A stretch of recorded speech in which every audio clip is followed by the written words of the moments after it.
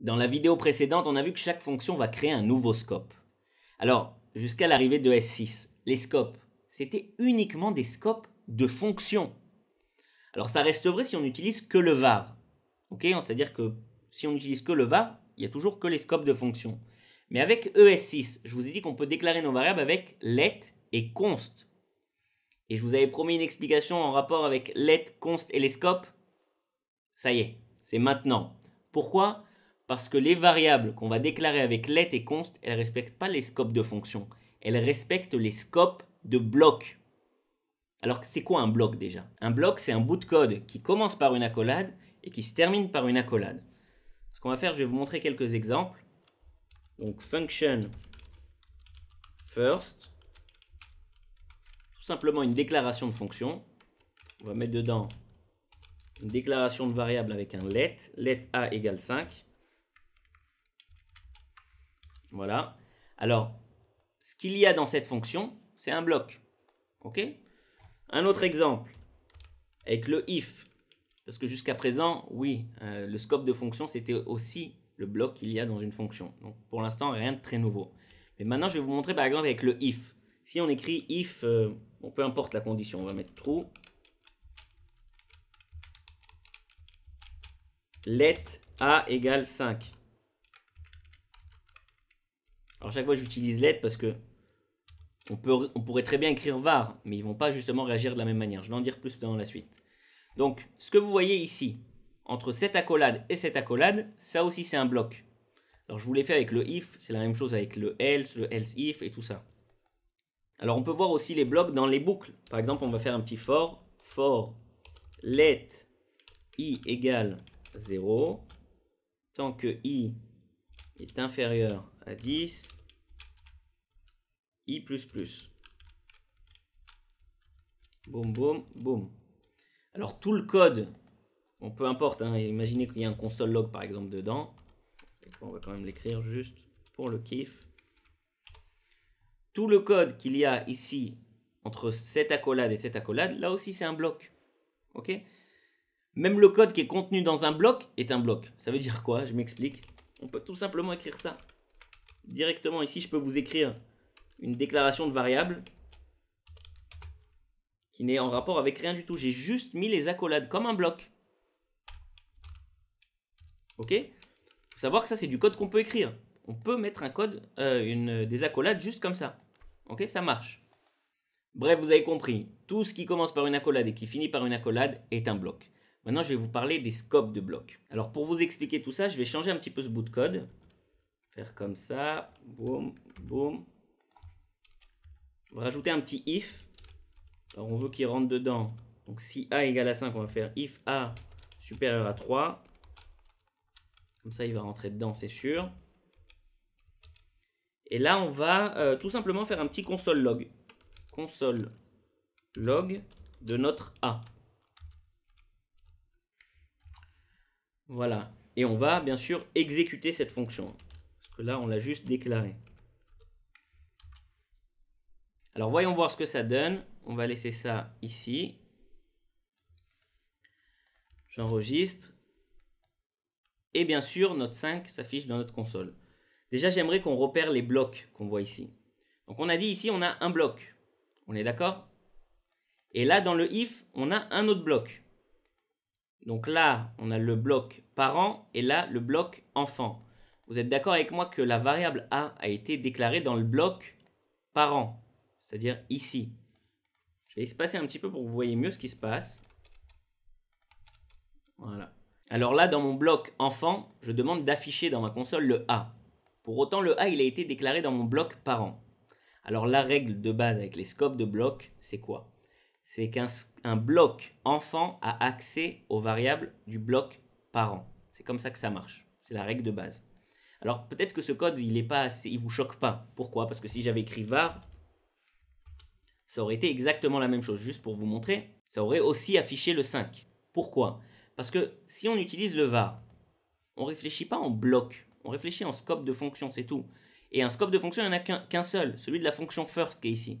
Donc, le a, il est accessible aussi bien dans mon bloc enfant que dans mon bloc ici. Bref, il n'y a qu'un scope, c'est celui de fonction. Or, quand j'écris let, j'ai maintenant, si vous voulez, plusieurs scopes. J'ai ici le scope de ce bloc et le scope de ce bloc. Et alors oui, le bloc enfant a accès aux variables du bloc parent. Bon, alors maintenant, j'ai envie de vous montrer un autre exemple, justement qui va bien mettre en avant cette différence entre le var et le let et le const. Si on écrit ce code, tout simple, boum boum, je vous ai dit qu'on avait le droit d'écrire des blocs, juste un bloc tel quel, ni dans une fonction, ni dans un if, ni dans une boucle, comme ça, tel quel. Et là, j'écris let a égale 5. Et ici, je fais un console log du a. D'après vous, qu'est-ce qui va se passer? Alors, vous savez quoi? Je vais garder le suspense. Je vais déjà faire avec un var. D'après vous, qu'est-ce qui va se passer? 1, 2, boum, ça affiche 5. Pourquoi? Parce qu'ici, il n'y a qu'un seul scope. C'est le scope global, ok? Dans lequel j'ai écrit var a égale 5. Et là, je suis aussi dans le scope global et je fais un console log de ce a. Donc, bien sûr, il me dira var a égale 5, c'est tout. Il m'affichera le 5. Mais si j'utilise un let, qu'est-ce qui va se passer? On parle maintenant en bloc et non plus en scope de fonction. Okay, et donc là, il n'y a pas que le scope global. Il y a le scope global qui contient ce code-là, mais il y a aussi le scope de ce bloc-là. Okay, maintenant, ils sont deux. Il y a le bloc enfant. Si vous voulez, vous savez quoi, je vais mettre ça juste pour vous montrer. On va l'indenter un petit peu pour que vous compreniez bien. En gros, j'ai le bloc parent, okay, qui est le scope global. Et ici, j'ai un bloc enfant. Or, là, j'ai déclaré ma variable dans un bloc enfant. Donc, d'après vous, qu'est-ce qui va se passer quand je vais faire tourner ce code? Attention, 1, 2. Uncaught reference error, A is not defined. Pourquoi? Parce que ici, il ne connaît pas le A. Ok? Je vous rappelle la règle de base. Un bloc enfant connaît les variables du bloc parent. Mais là, c'est le contraire. Je suis dans un bloc parent et j'essaye de connaître la variable qui se trouve dans le bloc enfant. Et ça ne fonctionne pas. Ok? C'est-à-dire que si j'avais fait exactement le contraire, que j'avais fait le let A dans le scope global ici, et qu'ici j'avais fait le console log de mon A, au lieu de vous dire si, je vais l'écrire. Bon, maintenant on peut le remettre à la ligne, vous comprenez l'histoire. Et ça, je le mets ici, dans mon bloc enfant.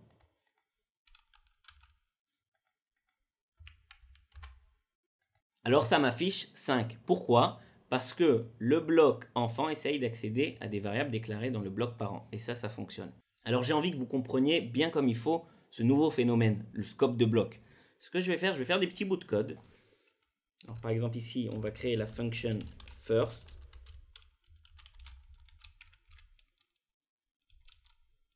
Voilà. Si on va faire un petit if, peu importe la condition, je veux juste rentrer dedans. Donc je vais faire if true. If true quoi? On va mettre var a égale 5.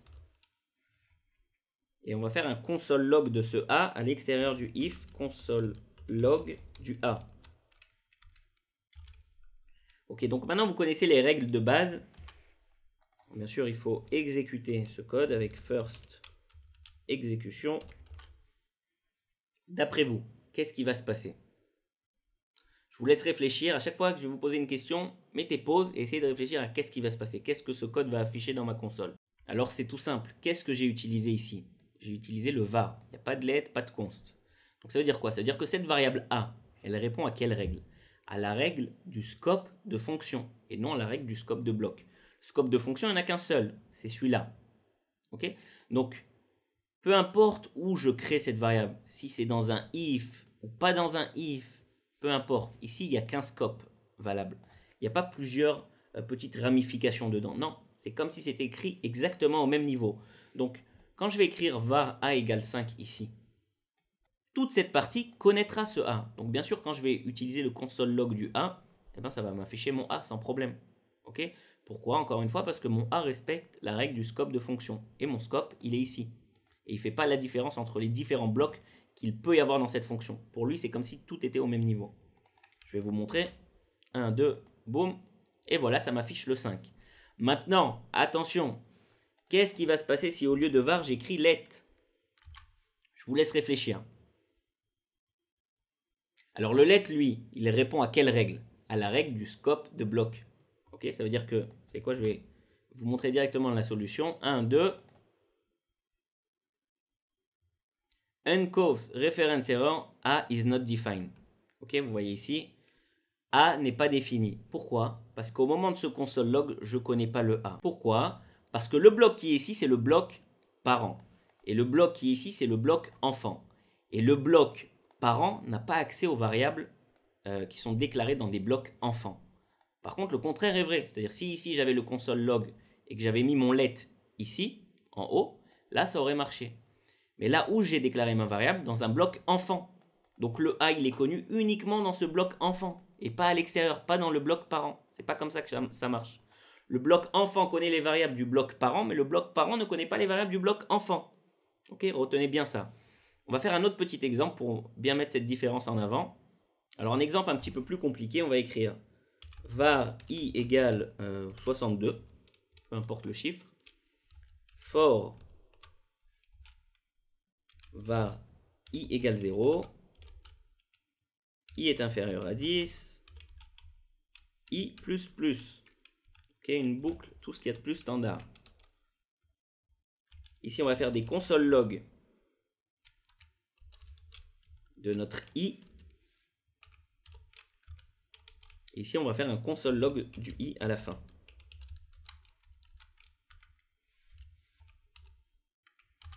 Alors, allez-y, mettez sur pause et réfléchissez. Qu'est-ce que ce code va afficher? Bon, alors, je vous montre la solution. Là, je vais mettre en plus petit pour que vous voyez bien. 0, 1, 2, 3, 4, 5, 6, 7, 8, 9, 10. Pourquoi? Qu'est-ce qui se passe exactement? Alors, ce que je vous propose, c'est qu'on essaye de se représenter ce qui se passe dans la mémoire. Ok, donc on va écrire mémoire. Et alors, vu qu'on utilise le var partout, ça veut dire que notre i, il va répondre à quelle règle? À la règle des scopes de fonctions. Ok, c'est quoi les scopes de fonctions ici? Il n'y en a qu'un seul, c'est le scope global.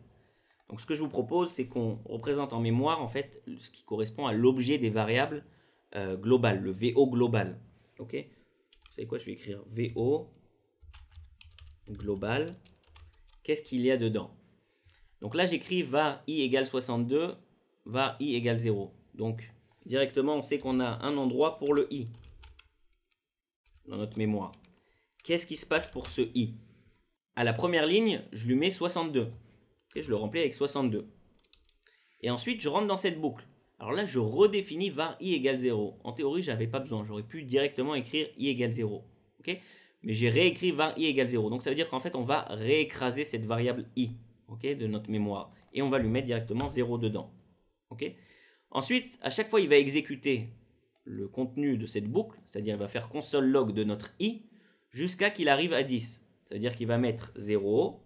C'est ce qu'on voit d'ailleurs ici dans notre console. Il va l'afficher directement dans la console. Donc on aura le 0. Je vais mettre par des virgules pour que vous compreniez ce qui se passe. Le 1, le 2, le 3, le 4, le 5, le 6, le 7, le 8, le 9. Et quand il va être à 10, vu que la condition c'est i est inférieur à 10, strictement inférieur à 10, il ne va pas faire ce console log. Donc il va s'arrêter avec les console log jusqu'à 9. Mais i pour le coup, il vaut vraiment 10. Donc quand je vais revenir dans ce console log ici, eh ben, il va me dire i égale à 10. Donc c'est pour ça qu'on a ce qu'on voit ici, 0, 1, 2, 3, 4, 5, 6, 7, 8, 9, 10. Voilà, donc ça c'est ce qui se passe si on utilise le var. Maintenant je vais vous poser une autre question. Qu'est-ce qui se passe si on utilise des let? Je vais prendre le même code. Je vais juste remplacer nos deux var par deux let. Ok? Ce que je vous propose, c'est mettez pause et essayez de répondre directement vous à cette question. Alors c'est parti, je vais vous montrer directement la réponse. On va supprimer tout ça. On enregistre et on va lancer ce code. Alors c'est quoi la réponse? 0, 1, 2, 3, 4, 5, 6, 7, 8, 9, 62. Pourquoi? Alors qu'est-ce qui se passe exactement? On va essayer encore une fois de représenter ce qui se passe dans la mémoire. Là on définit la variable i avec des let. Donc on n'a besoin pas de réfléchir en scope de fonction, mais réfléchir en scope de bloc. C'est la particularité des let et de const. Alors déjà, on va essayer d'identifier qui sont nos blocs. Alors le premier, c'est le bloc global. Okay, c'est-à-dire que ça correspond au scope global. C'est tout ça. C'est tout le code. Et ensuite, où on ouvre des accolades, c'est ici pour la boucle. Alors là aussi, on va avoir des nouveaux blocs avec cette boucle. Donc ce que je vais faire comme ça, on va dire le scope global. C'est quoi? On va rester dans la même terminologie. VO global, l'objet des variables du global et l'objet des variables du bloc. Ok? Alors ce qu'on va faire maintenant, on va suivre l'exécution de notre code. Donc là, j'ai le let i égale 62. Donc ici, dans la mémoire, au niveau du VO global, je vais créer une variable i. Qu'est-ce que je vais mettre dedans? 62. Et alors pour le bloc de ce for, on a une nouvelle variable i qui va être créée. Ok? Elle va être initialisée à 0. Alors petite parenthèse, je vous rappelle qu'un bloc enfant peut avoir accès aux variables du bloc parent. Ça veut dire quoi? Ça veut dire que quand on se trouve dans notre bloc ici, si j'avais pas utilisé le let, si j'avais pas créé une nouvelle variable i pour ce bloc enfant, eh ben, il aurait pu utiliser ce i qui se trouve ici dans un bloc parent. C'est ça la règle. Un bloc enfant peut accéder aux variables du bloc parent, mais pas le contraire. Okay? Maintenant, là encore, c'est comme ce qu'on avait vu, c'est exactement ce qu'on avait vu avec la chaîne des scopes. On a d'abord une priorité pour l'objet des variables de mon propre scope, là où je me trouve. Donc, si j'utilise le i, d'abord je vais faire le i qui est déclaré dans mon bloc à moi. Et ensuite, si je ne le trouve pas, s'il n'existe pas là, alors je remonterai au bloc parent. Okay, donc ça, c'est pour revenir sur la chaîne des scopes, qui a un ordre de préférence. Ok, bon, maintenant, voyons voir ce qui se passe avec l'exécution de ce code. Donc là, on a rempli 62. Ensuite, on est arrivé dans ce bloc. Et là, on nous fait console log du i. Donc là, je vous ai dit qu'on a initialisé le i à 0, ici. Donc, ça va m'afficher le 0. C'est ce qu'on voit ici. Vu que c'est une boucle et que ça continue jusqu'à 10, 0, 1, 2, 3, 4, 5, 6, 7, 8, 9. Bon, alors je ne vais pas mettre tout. Je vais mettre 1, virgule, etc. Ok? Dès que le i, il arrivera à 10, on sortira de cette boucle. Parce que c'est tant que le i est inférieur à 10. Mais par contre, le i, dans ce bloc, il arrivera vraiment jusqu'à 10. Mais par contre, quand je vais sortir de ce bloc, et que je reviens, on va dire, au bloc parent, à qui a accès mon bloc parent? Il a accès à mon i qui est à 62. Il n'a plus accès à mon i enfant. Ok? Donc, le dernier console log i qui se trouve ici, eh ben, il va m'afficher le i qui est dans son propre objet des variables, c'est-à-dire le 62. Donc voilà, donc vous avez bien vu maintenant les nuances entre les variables qui sont déclarées avec let et const. Alors parce que là, je vous ai fait que des exemples avec du let, c'est exactement la même chose avec const. Le const, il respecte aussi le scope de bloc et pas le scope de fonction. Voilà, donc maintenant c'est fini pour cette partie gros plan sur les scopes. Je vous ai concocté un petit quiz, difficile bien comme il faut. Je veux juste être sûr que vous avez tout bien assimilé. Okay? Parce que ce qu'il faut savoir, c'est que cette partie sur les scopes, ça va être la base de notre prochaine partie. Okay? La prochaine partie, c'est gros plan sur les fonctions. Rendez-vous dans le quiz.